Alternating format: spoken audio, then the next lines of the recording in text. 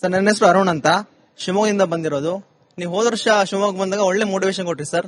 ಒಂದು 1000 ಜನ ಅಂದಾಜಿದ್ರು, ಸಖತ್ತಾಗಿ ಮೋಟಿವೇಶನ್ ಕೊಟ್ರಿ ಸರ್. ತುಂಬಾ ಸ್ಫೂರ್ತಿ ಆಯ್ತು ಸರ್. ಈ ಮೋಟಿವೇಶನ್ ಕೊಡ್ಬೇಕಾದ್ರೆ ಪಾಸಿಟಿವ್ ಮೈಂಡ್ ಸೆಟ್ ಇರಬೇಕು ಸರ್. ನಿಮ್ಗೆ ಪಾಸಿಟಿವ್ ಹೆಂಗ್ ಬರುತ್ತೆ ಸರ್? ಅಷ್ಟೊಂದು ಕಿವಿ ಮುಚ್ಕೊಂಡ್ರೆ ಎಲ್ಲ ಆಗುತ್ತೆ ಬ್ರದರ್.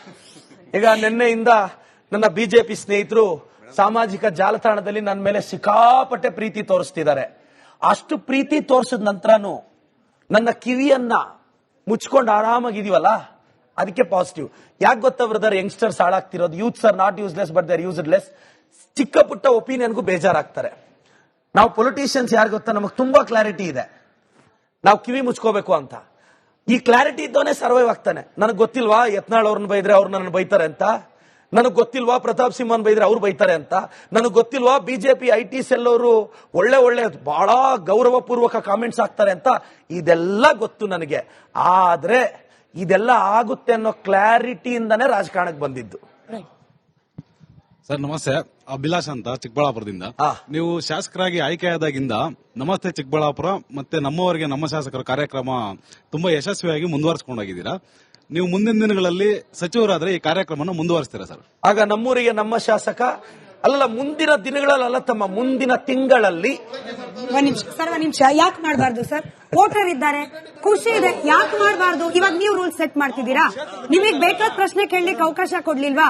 ಅಂದ್ರೆ ನಾವೇನ್ ನೀವು ಡಿಬೇಟ್ ಕಳಿಸ್ಬಿಟ್ಟು ಅವ್ರನ್ನ ಬೈಕ್ ಕಳಿಸ್ತೀವಿ ಅಂತ ನಿಮ್ ಇಂಟೆನ್ಷನ್?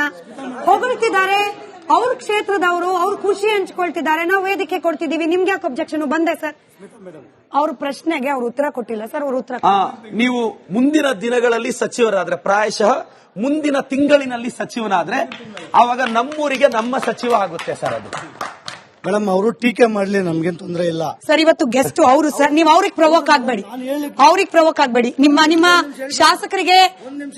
ಶಾಸಕರಿಗೆ ಭವಿಷ್ಯದ ಸಚಿವರಿಗೆ ಪ್ರಶ್ನೆ ಇದ್ರೆ ಕೇಳಿ. ಒಂದು ನಿಮಿಷ. Thank you. 12 ವರ್ಷದ ಇದೇ ಸಂಸದ ಸುಧಾಕರ್ ಅವರು 12 ವರ್ಷ ಅಧಿಕಾರದಲ್ಲಿದ್ರು, ಮಿನಿಸ್ಟರ್ ಆಗಿದ್ರು, ಸಂಸದರಾದ್ರು.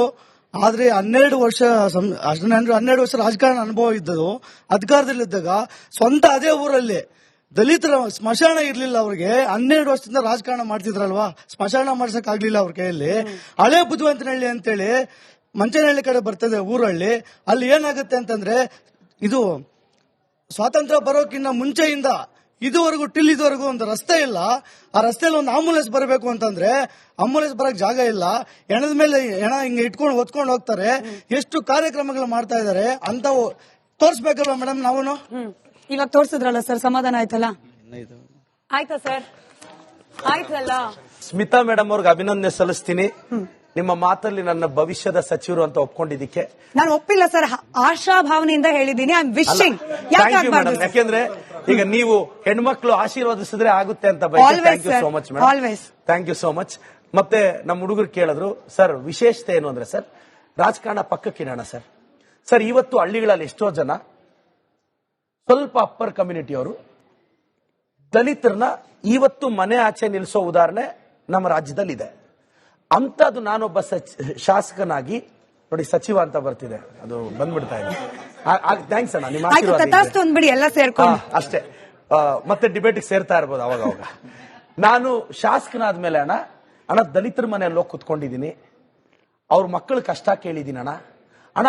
ಆಫೀಸರ್ಸ್ನ ಅವ್ರು ಕೂರಿಸಿದೀನಿ ಏರಿಯಾದಲ್ಲಿ, 200 ಹಳ್ಳಿ ಸುತ್ತಿದ್ದೀನಿ ಅಣ್ಣ. ನನ್ನನ್ನು ನೀವೇನಕ್ಕಾದ್ರೂ ವಿರೋಧಿಸಿ ಪರವಾಗಿಲ್ಲ.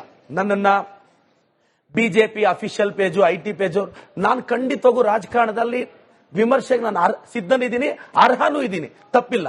ಆದ್ರೆ ನಾನು ಮಾಡಿರೋ ಒಳ್ಳೆತನನ ಎಷ್ಟೋ MLAಗಳನ್ನ ಇದು ಇನ್ಸ್ಪಿರೇಷನ್ ಆಗಿ ತಗೋಬೇಕಣ್ಣ. ಇದೇ 10 ದಿವಸ ಹಿಂದೆ ಯಾರೋ ಒಬ್ರು ವಿಡಿಯೋ ಕಾಲ್ ಮಾಡ್ತಾರೆ ಬೆಳಗ್ಗೆ 6 ಗಂಟೆಯಲ್ಲಿ. ಯಾರಿಗೆ? ನಮ್ಮ ಶಾಸಕರಿಗೆ. ಸರ್ ನೋಡಿ, ನಮ್ ರೋಡ್ ಈ ತರ ಆಗಿದೆ. ಅಲ್ಲಿ ಪ್ರೆಸೆಂಟ್ ಅಧ್ಯಕ್ಷರು ಬಂದು ಬಿಜೆಪಿ ಅಧ್ಯಕ್ಷರು, ನಮ್ ರೋಡ್ ನೋಡಿ ಸರ್, ಈ ತರ ಇದೆ ಅಂತ ಹೇಳ್ಕೊಂತಾರೆ. ಅರ್ಧ ಗಂಟೆಯಲ್ಲಿ ನಮ್ಮ ಶಾಸಕರು ಫೋನ್ ಮಾಡಿ ಅಲ್ಲಿ ಕಳಿಸ್ತಾರೆ. ಖಾಲಿ 3 ದಿವಸಕ್ಕೆ ರೋಡ್ ಹಾಕ್ಸ್ಕೊಟ್ಟಿದ್ದಾರೆ ನಮ್ಮ ಶಾಸಕರು. 3 ದಿವಸಕ್ಕೆ. ಇದು ಎಕ್ಸ್ಪ್ಲನೇಷನ್ ಅಣ್ಣ. ಚಿಕ್ಕಬಳ್ಳಾಪುರದಲ್ಲಿ 4ನೇ ವಾರ್ಡ್ ಅಣ್ಣ. ಇವತ್ತಿನ ನಗರಸಭೆ ಅಧ್ಯಕ್ಷರು ಬಿಜೆಪಿ ಅವರಣ್ಣ. 4ನೇ ವಾರ್ಡ್ ಅಲ್ಲಿ 3 ವಾರ್ಡ್ ಅಲ್ಲಿ ರೋಡ್ 3 ದಾರಿಗೆ ರಸ್ತೆ ಇರ್ಲಿಲ್ಲ ಅಣ್ಣ. ನನ್ಗೊಂದಿನ ಬೆಳಗ್ಗೆ ಅಫಿಷಿಯಲ್ಸ್ ಒಂದು ಮೆಸೇಜ್ ಹಾಕಿದ್ರು, ಸರ್ ನಾವು 4ನೇ ವಾರ್ಡ್ನ ಜನತೆ ಅಂತ. ನಾನು ಕಾಲ್ ಬ್ಯಾಕ್ ಮಾಡಿದೆ, ಏನಾಗ್ಬೇಕು ಅಂದ್ರೆ ಸರ್ ರಸ್ತೆಯಲ್ಲಿ ಇವತ್ತು ಬೆಳಗ್ಗೆ ಒಬ್ರು ಬಿದ್ದೋಗಿದ್ದಾರೆ, ವಿಡಿಯೋ ಕಾಲ್ ಮಾಡಿ ಸರ್ ಅಂತ. ರಸ್ತೆ ತೋರಿಸಿದ್ರು, ಎಷ್ಟು ಖರ್ಚು ಬರ್ಬೋದು ಅಂತ ಇಂಜಿನಿಯರಿಂಗ್ ಲೈನ್ ತಗೊಂಡು 15 ಲಕ್ಷ ಆಗುತ್ತೆ ಅಂದ್ರು. ನಾನು MLA ಲಾಡಲ್ಲಿ ಕೊಡ್ತೀನಿ ಅಂತ ಕಾಂಟ್ರಾಕ್ಟರ್ಗೆ ಹೇಳಿ, ಮೇಡಮ್ 3 days ಅಲ್ಲಿ ಕಂಪ್ಲೀಟ್ ಮಾಡಿ, ಅಲ್ಲಿರೋದೆಲ್ಲ ಅಫಿಷಿಯಲ್ಸೇ, ಅದು ಬಿಜೆಪಿ ಹಿಡಿತದಲ್ಲಿರೋ ವಾರ್ಡು, ಆದ್ರೂ ಜನ ನನ್ನ ಗಮನಕ್ಕೆ ತಂದ್ರು ನೋಟಿಸ್ ಅಂತ ಕೆಲಸ ಮುಗಿಸಿ ಮೊನ್ನೆ ಹೋಗಿ ಇನಾಗಿರೇಟ್ ಮಾಡಿದೆ ಮೇಡಮ್. ಸರ್ ನನ್ನ ಹೆಸರು ಅರುಣ್ ಅಂತ, ಶಿವಮೊಗ್ಗದಿಂದ ಬಂದಿರೋದು. ನೀವು ಹೋದ ವರ್ಷ ಶಿವಮೊಗ್ಗ ಬಂದಾಗ ಒಳ್ಳೆ ಮೋಟಿವೇಶನ್ ಕೊಟ್ರಿ ಸರ್. ಒಂದು 1000 ಜನ ಅಂದಾಜಿದ್ರು, ಸಖತ್ತಾಗಿ ಮೋಟಿವೇಶನ್ ಕೊಟ್ರಿ ಸರ್, ತುಂಬಾ ಸ್ಫೂರ್ತಿ ಆಯ್ತು ಸರ್. ಈ ಮೋಟಿವೇಶನ್ ಕೊಡ್ಬೇಕಾದ್ರೆ ಪಾಸಿಟಿವ್ ಮೈಂಡ್ ಸೆಟ್ ಇರಬೇಕು ಸರ್. ನಿಮ್ಗೆ ಪಾಸಿಟಿವ್ ಹೆಂಗ್ ಬರುತ್ತೆ ಸರ್? ಅಷ್ಟೊಂದು ಕಿವಿ ಮುಚ್ಕೊಂಡ್ರೆ ಎಲ್ಲ ಆಗುತ್ತೆ ಬ್ರದರ್. ಈಗ ನಿನ್ನೆಯಿಂದ ನನ್ನ ಬಿಜೆಪಿ ಸ್ನೇಹಿತರು ಸಾಮಾಜಿಕ ಜಾಲತಾಣದಲ್ಲಿ ನನ್ನ ಮೇಲೆ ಸಿಕ್ಕಾಪಟ್ಟೆ ಪ್ರೀತಿ ತೋರಿಸ್ತಿದ್ದಾರೆ. ಅಷ್ಟು ಪ್ರೀತಿ ತೋರಿಸಿದ ನಂತರನು ನನ್ನ ಕಿವಿಯನ್ನ ಮುಚ್ಕೊಂಡು ಆರಾಮಾಗಿದೀವಲ್ಲ, ಅದಕ್ಕೆ ಪಾಸಿಟಿವ್. ಯಾಕೆ ಗೊತ್ತಾ ಬ್ರದರ್, ಯಂಗ್ಸ್ಟರ್ಸ್ ಹಾಳಾಗ್ತಿರೋದು. Youths are not useless but they are useless. ಚಿಕ್ಕ ಪುಟ್ಟ ಒಪಿನಿಯನ್ಗೂ ಬೇಜಾರಾಗ್ತಾರೆ. ನಾವು ಪೊಲಿಟಿಷಿಯನ್ಸ್ ಯಾರು ಗೊತ್ತಾ, ನಮಗೆ ತುಂಬಾ ಕ್ಲಾರಿಟಿ ಇದೆ, ನಾವು ಕಿವಿ ಮುಚ್ಕೋಬೇಕು ಅಂತ. ಈ ಕ್ಲಾರಿಟಿ ಇದ್ದವನೇ ಸರ್ವೈವ್ ಆಗ್ತಾನೆ. ನನಗೆ ಗೊತ್ತಿಲ್ವಾ ಯತ್ನಾಳ್ ಅವ್ರನ್ನ ಬೈದ್ರೆ ಅವ್ರು ನನ್ನ ಬೈತಾರೆ ಅಂತ, ನನಗೆ ಗೊತ್ತಿಲ್ವಾ ಪ್ರತಾಪ್ ಸಿಂಹನ್ ಬೈದ್ರೆ ಅವ್ರು ಬೈತಾರೆ ಅಂತ, ನನಗೆ ಗೊತ್ತಿಲ್ವಾ ಬಿಜೆಪಿ IT ಸೆಲ್ ಅವರು ಒಳ್ಳೆ ಬಹಳ ಗೌರವ ಪೂರ್ವಕ ಕಾಮೆಂಟ್ಸ್ ಹಾಕ್ತಾರೆ ಅಂತ. ಇದೆಲ್ಲ ಗೊತ್ತು ನನಗೆ. ಆದ್ರೆ ಇದೆಲ್ಲ ಆಗುತ್ತೆ ಅನ್ನೋ ಕ್ಲಾರಿಟಿಯಿಂದಾನೇ ರಾಜಕಾರಣಕ್ಕೆ ಬಂದಿದ್ದು. ಸರ್ ನಮಸ್ತೆ, ಅಭಿಲಾಷ್ ಅಂತ ಚಿಕ್ಕಬಳ್ಳಾಪುರದಿಂದ. ನೀವು ಶಾಸಕರಾಗಿ ಆಯ್ಕೆಯಾದಾಗಿಂದ ನಮಸ್ತೆ ಚಿಕ್ಕಬಳ್ಳಾಪುರ ಮತ್ತೆ ನಮ್ಮವರಿಗೆ ನಮ್ಮ ಶಾಸಕರ ಕಾರ್ಯಕ್ರಮ ತುಂಬಾ ಯಶಸ್ವಿಯಾಗಿ ಮುಂದುವರಿಸಿಕೊಂಡೋಗಿದ್ದೀರಾ. ನೀವು ಮುಂದಿನ ದಿನಗಳಲ್ಲಿ ಸಚಿವರಾದ್ರೆ ಈ ಕಾರ್ಯಕ್ರಮ ಮುಂದುವರಿಸ್ತೀರಾ ಸರ್? ಆಗ ನಮ್ಮೂರಿಗೆ ನಮ್ಮ ಶಾಸಕ ಅಲ್ಲ, ಮುಂದಿನ ದಿನಗಳಲ್ಲ ತಮ್ಮ, ಮುಂದಿನ ತಿಂಗಳಲ್ಲಿ. ಒಂದ್ ನಿಮಿಷ ಯಾಕೆ ಮಾಡಬಾರ್ದು ಸರ್? ವೋಟರ್ ಇದ್ದಾರೆ, ಖುಷಿ ಇದೆ, ಯಾಕೆ ಮಾಡಬಾರ್ದು? ಇವಾಗ ನೀವು ರೂಲ್ಸ್ ಸೆಟ್ ಮಾಡ್ತಿದ್ದೀರಾ. ನಿಮಗೆ ಬೇಕಾದ ಪ್ರಶ್ನೆ ಕೇಳಲಿಕ್ಕೆ ಅವಕಾಶ ಕೊಡ್ಲಿಲ್ವಾ? ಅಂದ್ರೆ ನಾವೇನ್ ನೀವು ಡಿಬೇಟ್ ಕಳಿಸ್ಬಿಟ್ಟು ಅವ್ರನ್ನ ಬೈಕ್ ಕಳಿಸ್ತೀವಿ ಅಂತ ನಿಮ್ ಇಂಟೆನ್ಷನ್? ಹೊಗಳ್ತಿದ್ದಾರೆ, ಅವ್ರ ಕ್ಷೇತ್ರದವರು, ಅವ್ರ ಖುಷಿ ಹಂಚ್ಕೊಳ್ತಿದ್ದಾರೆ, ನಾವು ವೇದಿಕೆ ಕೊಡ್ತಿದೀವಿ, ನಿಮ್ಗೆ ಯಾಕೆ ಅಬ್ಜೆಕ್ಷನ್? ಬಂದೆ ಸರ್, ಅವ್ರ ಪ್ರಶ್ನೆಗೆ ಅವ್ರ ಉತ್ತರ ಕೊಟ್ಟಿಲ್ಲ ಸರ್. ಅವ್ರ ಉತ್ತರ ನೀವು ಮುಂದಿನ ದಿನಗಳಲ್ಲಿ ಸಚಿವರಾದ್ರೆ, ಪ್ರಾಯಶಃ ಮುಂದಿನ ತಿಂಗಳಿನಲ್ಲಿ ಸಚಿವನಾದ್ರೆ, ಆವಾಗ ನಮ್ಮೂರಿಗೆ ನಮ್ಮ ಸಚಿವ ಆಗುತ್ತೆ ಸರ್. ಅದು ಮೇಡಮ್ ಅವರು ಟೀಕೆ ಮಾಡ್ಲಿ, ನಮ್ಗೇನ್ ತೊಂದರೆ ಇಲ್ಲ ಸರ್. ಇವತ್ತು ಗೆಸ್ಟ್ ಅವರು ಸರ್, ನೀವು ಅವ್ರಿಗೆ ಪ್ರವೋಕ್ ಆಗ್ಬೇಡಿ. ನಿಮ್ಮ ಶಾಸಕರಿಗೆ ಭವಿಷ್ಯದ ಸಚಿವರಿಗೆ ಪ್ರಶ್ನೆ ಇದ್ರೆ ಕೇಳಿ. ಒಂದು ನಿಮಿಷ. Thank you madam. 12 ವರ್ಷದ ಇದೇ ಸಂಸದ ಸುಧಾಕರ್ ಅವರು 12 ವರ್ಷ ಅಧಿಕಾರದಲ್ಲಿದ್ರು, ಮಿನಿಸ್ಟರ್ ಆಗಿದ್ರು, ಸಂಸದರಾದ್ರು. ಆದ್ರೆ 12 ವರ್ಷ ರಾಜಕಾರಣ ಅನುಭವ ಇದ್ದದು. ಅಧಿಕಾರದಲ್ಲಿದ್ದಾಗ ಸ್ವಂತ ಅದೇ ಊರಲ್ಲಿ ದಲಿತರ ಸ್ಮಶಾನ ಇರ್ಲಿಲ್ಲ ಅವ್ರಿಗೆ. 12 ವರ್ಷದಿಂದ ರಾಜಕಾರಣ ಮಾಡ್ತಿದ್ರಲ್ವಾ, ಸ್ಮಶಾನ ಮಾಡ್ಸಕ್ ಆಗ್ಲಿಲ್ಲ ಅವ್ರ ಕೈಯಲ್ಲಿ. ಹಳೆ ಬುದ್ಧಿವಂತನಹಳ್ಳಿ ಅಂತೇಳಿ ಮಂಚನಹಳ್ಳಿ ಕಡೆ ಬರ್ತದೆ ಊರಳ್ಳಿ.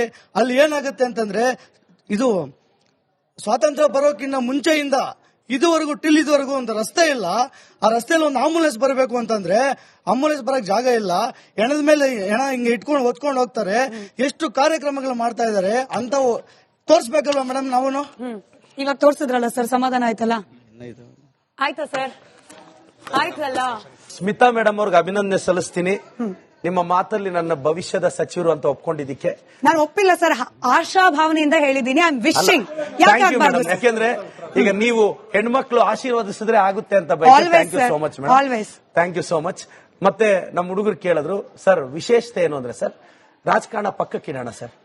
ಸರ್ ಇವತ್ತು ಹಳ್ಳಿಗಳಲ್ಲಿ ಎಷ್ಟೋ ಜನ ಸ್ವಲ್ಪ ಅಪ್ಪರ್ ಕಮ್ಯುನಿಟಿ ಅವರು ದಲಿತರನ್ನ ಇವತ್ತು ಮನೆ ಆಚೆ ನಿಲ್ಲಿಸೋ ಉದಾಹರಣೆ ನಮ್ಮ ರಾಜ್ಯದಲ್ಲಿ ಇದೆ.